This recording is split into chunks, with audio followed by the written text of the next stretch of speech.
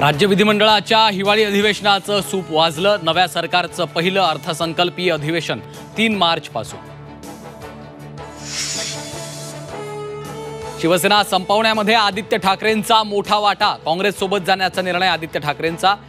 महायुतीनं होण्यात आदित्य ठाकरेंचा हात। दीपक केसरकरांचा खळबळजनक आरोप।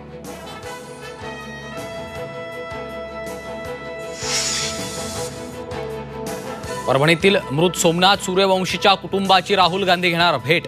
23 डिसेंबरला राहुल गांधी परभणीत पीडित कुटुंबाला भेटणार।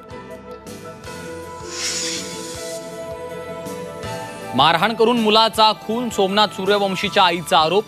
सर्व आरोपींना फाशी देण्याची मागणी, तर जे घडले ते अतिशय धक्कादायक, शरद पवारांची प्रतिक्रिया।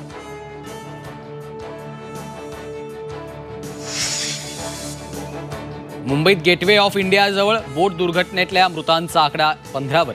दुर्घटनेतील आणखी एकाचा मृतदेह सापडला।